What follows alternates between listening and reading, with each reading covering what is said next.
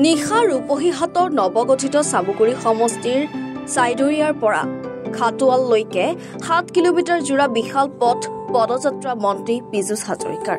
পীযুষ হাজৰিকাই সহস্ৰাধিক সংখ্যালঘু ৰাইজৰ সৈতে ভাগ লয় এই নিৰ্বাচনী পদযাত্ৰাত।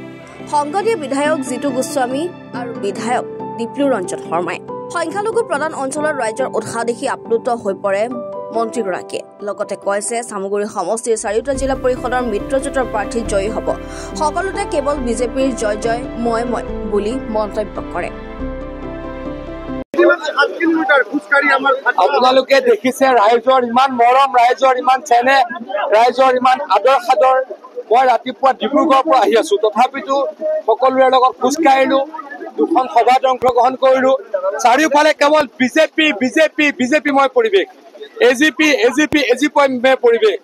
আমাৰ ইয়াতে জিকাৰ যি আমাৰ জিকাৰ আৰম্ভণি হৈছিল সেয়া পুনৰাবৃত্তি হ'ব। দীপ্লু ৰঞ্জন শৰ্মা ডাঙৰীয়া 26,000 ভোটত জিকিছিল। এইবাৰ গোটেই কেইটা জিলা পৰিষদত জিকিম। ইতিমধ্যে এটা আঞ্চলিক পঞ্চায়তত আমি বিনা প্ৰতিদ্বন্দ্বিতাৰে জিকিছো, বাকী কেইটাতো জিকিম। কংগ্ৰেছ নাইকিয়া হৈ যাব। জিকিম পুৰা জিকিম। অফিচ আছে 50টা, কংগ্ৰেছৰ অফিচ আছে 2টা। জোৰদবস্তি অফিচ খোলাইছে। এটা সময়ৰ খুব শক্তিশালী অহংকাৰী ৰকিবুল হুছেইনৰ দুৰ্গ এতিয়া বিধ্বস্ত হৈ গৈছে।